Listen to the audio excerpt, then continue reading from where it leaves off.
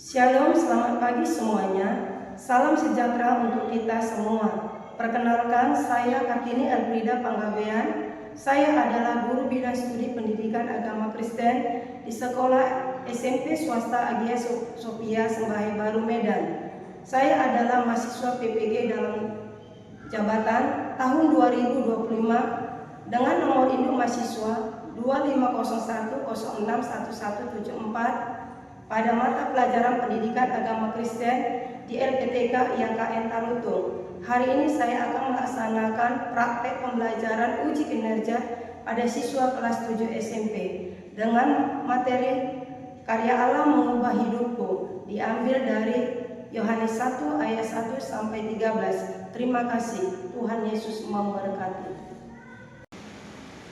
Shalom pagi anak-anak.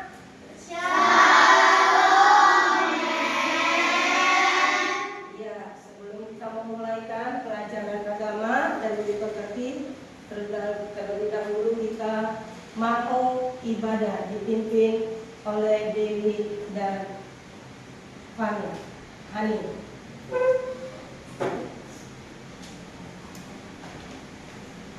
Teman-teman, mari kita bernyanyi Penolong yang selalu setia. 1, 2, 3, ya. Penolong yang selalu setia, memenuhi keperluanku, tak pernah Dia mengecewakan.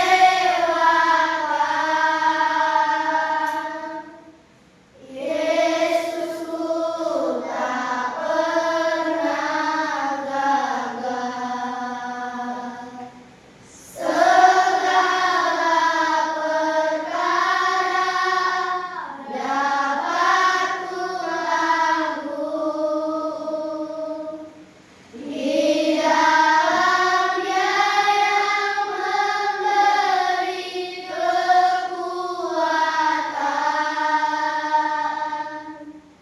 Tuhan Yesus penolong dan sahabat, tetap percaya Tuhan setia. Teman-teman, mari kita berdoa. Terima kasih Bapak, Tuhan Yesus, pada pagi hari ini Tuhan.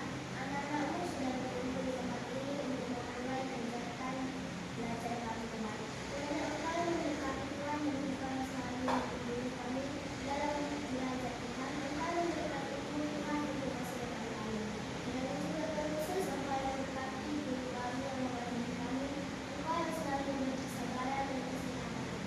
Dan juga Tuhan, Engkau yang tahu di mana kedua orang tua kami berada. Kiranya Engkau yang selalu memberkati setiap kali kami memberkati kami. Kiranya juga terkhusus memberkati semua yang kami lakukan. Engkau yang selalu melindungi. Terima kasih Bapak, terima kasih Yesus. Haleluya. Amin. Terima kasih. Sebelum itu, Ibu mau mengabsen anak-anak semua, ya, dengan namanya Aaron, Alvaron, Aulia, Aurel, Bevania, Dewi, Eklesia, Franciscus, Gohan, Hani, Ica, Karina, Marcel, Markus, Rafika, Rita, Lindra, Selviani, Farel, Getri, Joyce, Divya, Laila, Claudia. Iya. Ada yang tidak hadir? Ada. Si Ica, si Lindra, apa kabarnya nak?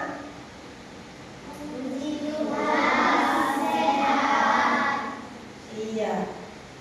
Sebelum itu kita mau memasuki pelajaran kita. Mau membuka Pertama kita mau membawa materi kita mengenai tentang karya Allah mengubah hidup. Kita membaca tujuan pembelajaran, ya. Tujuan pembelajarannya. Ayo kita sama-sama membacanya, nak. Pertama, menerangkan karya Allah bagi manusia, menjelaskan dampak dari karya Allah yang mengubah hidup manusia di dunia, menyatakan wujud karya Allah dalam hidupnya, mendapat sikap hidup yang perlu diubah beserta cara praktisnya, menunjukkan beberapa hal perubahan dalam dirinya karena pekerjaan Allah, memposisikan diri dengan baik sebagai anak yang layak di hadapan Allah. Materi pembelajaran kita yang minggu lalu kita lanjutkan mengenai tentang judulnya Allah mengubah hidup manusia.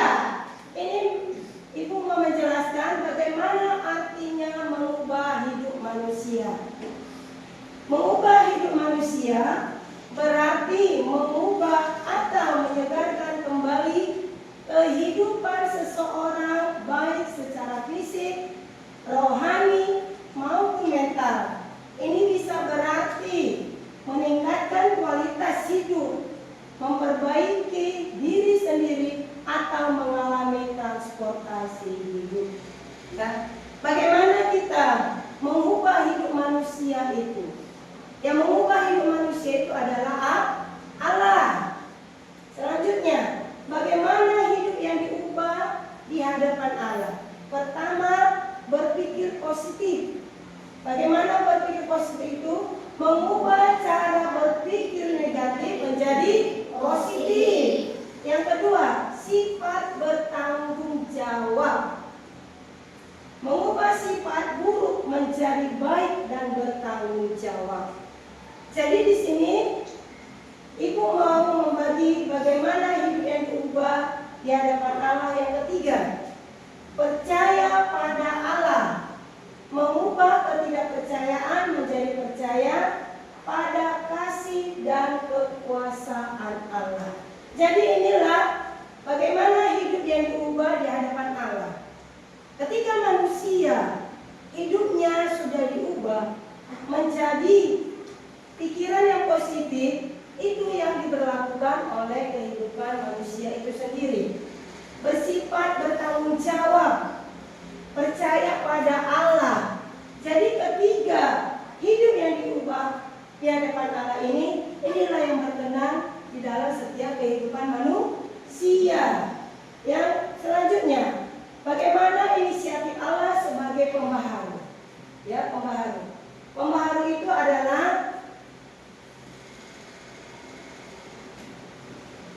yang ketiga, pembaharu itu adalah inisiatif Allah sebagai pembaharu. Tindakan Allah sebagai pembaharu berarti Ia yang mengambil inisiatif untuk mendatangi manusia dan memperbaharuinya. Oleh karena itu, orang beriman hendaknya memiliki keyakinan bahwa selalu ada kesempatan untuk berubah dan menjadi baik. Jadi Allah berinisiatif membuat manusia itu menjadi baru supaya berubah di dalam setiap kehidupan manusia. Jadi Allah di sini mengambil inisiatifnya untuk membuat manusia itu lebih baharu lagi. Selanjutnya ada 5 langkah menuju masa depan penuh harapan. Yang pertama, berani menghadapi hidup. Yang kedua, bersikap jujur. Yang ketiga, bersikap terbuka.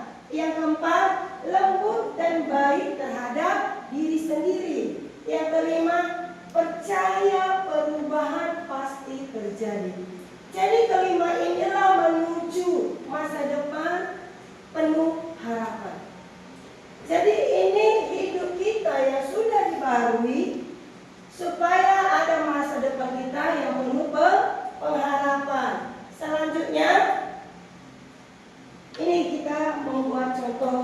bagaimana perubahan bagi bangsa Israel.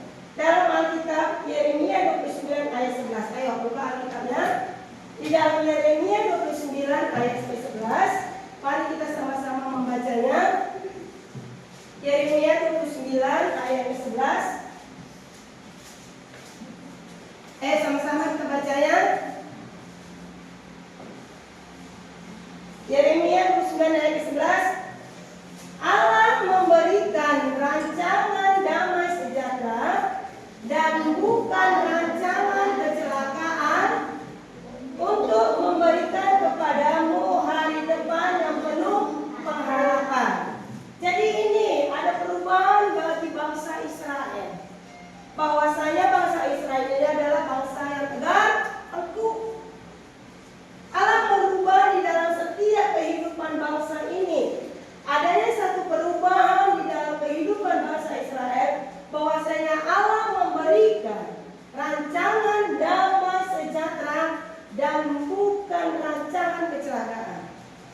Ya, untuk memberikan kepadamu hari depan yang penuh harapan. Bangsa Israel meskipun dalam keadaan tertekan dan sengsara di pembuangan adalah bangsa pilihan Allah. Bangsa Israel ini adalah bangsa pilihan Allah. Walaupun dia adalah bangsa yang tegar, teguh, Tuhan memperhatikan umatnya dan mengizinkan hal itu terjadi sebagai bagian dari proses untuk menjadikan mereka bangsa yang setia dan taat kepadanya. Jadi di sini ada satu perubahan di dalam setiap kehidupan bangsa Israel, dari yang tegar teguh menjadi baik, bangsa yang taat, bangsa yang setia, bangsa yang mau dengar-dengaran kepada perintah Allah. Selanjutnya, ini contoh perubahan yang kedua, Saulus menjadi Paulus. Kalau kita melihat waktu ketika Saulus belum diubah kehidupannya menjadi Paulus, Saulus ini adalah seorang penganiaya orang-orang percaya. Ya, di sini kita lihat contoh bagaimana perubahan Saulus.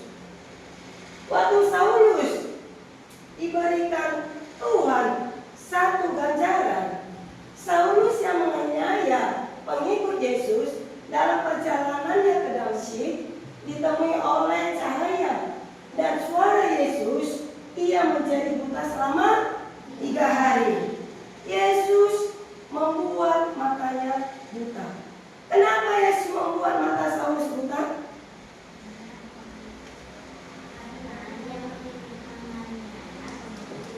Iya, karena Saulus ketika dia orang yang suka menganiaya orang-orang percaya, waktu dalam perjalanan Allah memperlihatkan dirinya.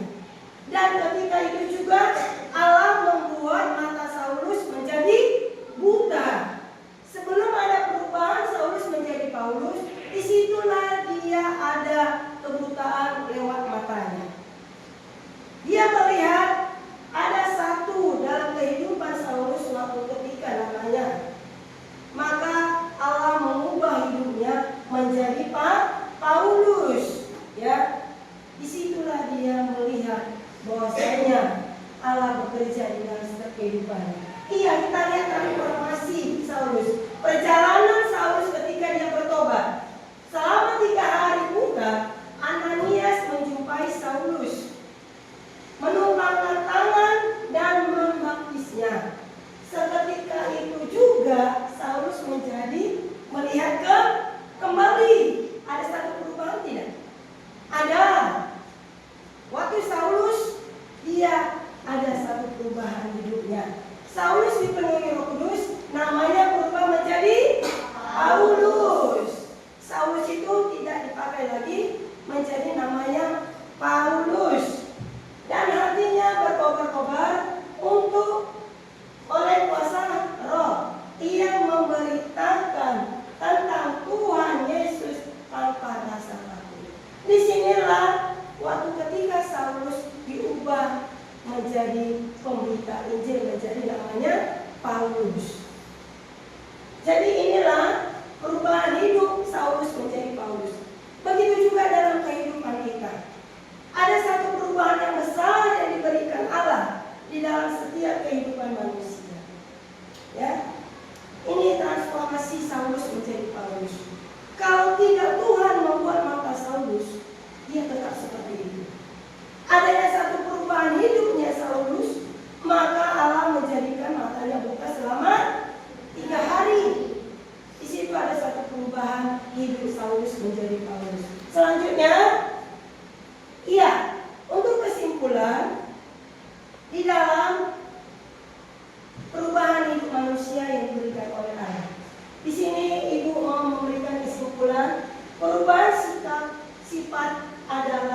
tindakan Allah. Ya, tindakan Allah. Perubahan sifat seseorang adalah tindakan Allah memberikan kehidupan rohania kepada orang berdosa yang bertobat ketika ia menerima Tuhan Yesus. Kita baca Titus 3 ayat yang kelima. Titus, ayo, bagaimana perubahan sifat manusia itu adalah suatu tindakan Allah. Titus 3 ayat yang kelima. Ayo, satu orang membaca Titus 3 ayat yang kelima. Bagaimana perubahan sifat adalah tindakan Allah. Titus 3 ayat 5. Pada waktu itu dia telah menyelamatkan kita, bukan karena perbuatan benar yang telah kita lakukan, tetapi karena rahmat-Nya melalui permandian kelahiran kembali dan melalui pembaruan yang dikerjakan oleh Roh Kudus. Amin. Iya. Titus 3 ayat kelima, bahwasanya adalah satu pembaruan di dalam setiap kehidupan kita. Tuhanlah yang mengubah di dalam setiap kehidupan yang lama menjadi kehidupan yang baru. Disinilah Allah bekerja di dalam setiap kehidupan manusia. Ya, orang yang bertobat itu tidak hanya menerima kehidupan ilahi, tetapi ia juga menerima perangai yang baru. Maksudnya, ketika Allah merubah kehidupan manusia yang berdosa, waktu mengambil tindakan dia bertobat, bukan menerima kehidupan ilahi saja, tetapi Allah memberikan satu kehidupan yang baru. Ya, inilah kesimpulan dari materi pembelajaran kita, bahwasanya Allah mengubah kehidupan setiap manusia. Ayo, untuk tugasnya bagi anak-anak ibu, lihat bukunya yang sudah tadi. Tugas yang pertama, tuliskan rencana dan impianmu waktu TK dan SD. Bandingkan dengan kenyataan setelah masuk SMP. Apakah semua harapanmu terjadi? Jika tidak, tulis alasannya bagaimana kamu menghadapinya. Adakah peristiwa tak terduga yang kamu alami? Bagaimana kamu menghadapinya? Yang kedua, bacalah Kisah Para Rasul pasal yang ke-8 ayat 1 dan Kisah Para Rasul 9 ayat ke-3 dan ke-4. Kemudian tuliskan 3 pelajaran penting dari pengalaman hidup yang diubahkan Allah menurut kisah itu. Yang kedua, jelaskan dengan singkat bagaimana Allah mengubah hidup manusia. Paulus, Kisah Para Rasul 8 ayat yang pertama, Kisah Para Rasul 22 ayat yang ke-20 dan Kisah Para Rasul yang ke-9 ayat 3 sampai 4, Galatia 2 ayat yang ke-19. Yang ketiga, bagaimana hidupmu bisa dipengaruhi jika kamu mengikuti teladan Paulus dari teks kitab 2 Korintus 5 ayat yang ke-17. Jadi inilah tugas anak-anak ibu yang harus dikerjakan. Sebelum itu ada pertanyaannya. Kita kan belajar Saulus tidak menunjukkan dari Paulus dan hidupnya itu penuh dengan kehadiran Tuhan. Saya mau bertanya, apakah Paulus itu bisa jadi teladan dalam kehidupannya? Oke, bagus pertanyaannya. Kita lihat yang slide-nya selanjutnya. Waktu Saulus sebelum bertobat, ya. Waktu Saulus itu sebelum bertobat, boleh dimunculkan slide-nya. Waktu Saulus sebelum bertobat, dia adalah seorang yang kejam, ya. Dia seorang yang kejam. Dia pertama kali orang yang menganiaya, yang membunuh setiap orang-orang percaya kepada Tuhan.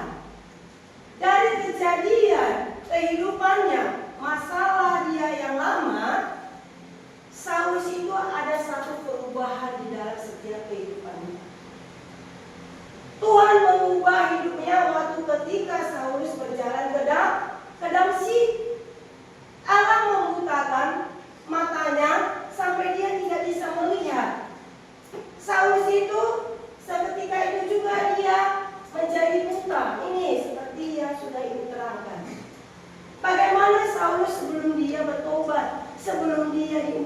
oleh Allah.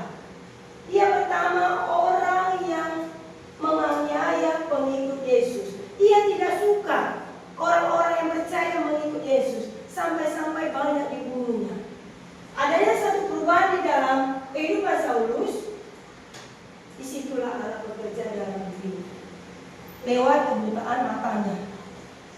Ya, yang menjadi pertanyaan si Aulia, apakah bisa Paulus itu menjadi teladan? Bisa, karena Paulus bisa menjadi teladan waktu ketika dia bertobat dan dia berubah di dalam kehidupannya. Waktu dia bertobat, dialah seorang menjadi pemberita Injil. Ya, paham? Saulus itu diubahkan Tuhan menjadi Paulus. Dialah seorang yang menjadi pemberita Injil untuk mengabarkan berita Injil ini sampai ke ujung bumi. Dan itulah pertanyaan dari teman kita Aulia. Ada lagi pertanyaan? Ya. Pada saat Roh Kudus datang dalam hidup Paulus dan karena dalam curahannya, apakah itu dapat menjadikan kita sebagai orang yang benar? Iya. Ketika Roh Kudus itu ada ke dalam diri manusia, Roh Kudus itulah yang mengubah hidup setiap orang. Contoh, dari orang yang jahat sampai dia orang yang benar, itu adalah satu sifat tindakan Allah yang mengubah hidup manusia. Tadi sudah kita lihat contoh perubahan bagi bangsa Israel. Ya, ini bagaimana Allah memberikan rancangan damai sejahtera dan bukan rancangan kecelakaan untuk memberikan kepadamu hari depan yang penuh harapan. Jadi tugas Roh Kudus itu untuk mengingatkan orang-orang percaya supaya kita boleh berjalan ke dalam jalannya Tuhan. Dan itulah jawabannya. Jadi bagi anak-anak ibu sudah bisa kita kerjakan nanti tugasnya. Dan sebelum kita tutup pembelajaran kita mau doa penutup sambil nanti kita kerjakan untuk pekerjaan kita selanjutnya. Mari kita berdoa. Tuhan Yesus, kami bersyukur Tuhan buat saat pagi hari ini, di mana kami sudah belajar lewat kebenaran firman-Mu Tuhan, bagaimana Allah memperbaharui, mengubah di dalam setiap kehidupan manusia. Apapun yang kami sudah terima Tuhan, bagi anak didik kami, biarlah itu Tuhan tertanam di dalam setiap kehidupan kami. Biarlah Engkau materaikan semua ini Tuhan, lewat pekerjaan-Mu. Roh Kudus memampukan kami, Roh Kudus mengingatkan kami, supaya kami menjadi orang-orang yang setia, yang takut datang kepadamu Tuhan. Untuk kami mau melaksanakan tugas dan tanggung jawab-Mu ya Bapa. Terpujilah nama-Mu Tuhan. Biarlah setiap materi yang sudah diajarkan oleh guru kami, semua itu boleh berkenan di dalam setiap kehidupan kami. Kami sudah berdoa dan mengucap syukur di dalam nama Tuhan Yesus Kristus. Haleluya. Amin. Jadi kita mau melaksanakan tugas kita. Mari kita laksanakan lewat tugas dan refleksi yang sudah Ibu berikan. Terima kasih.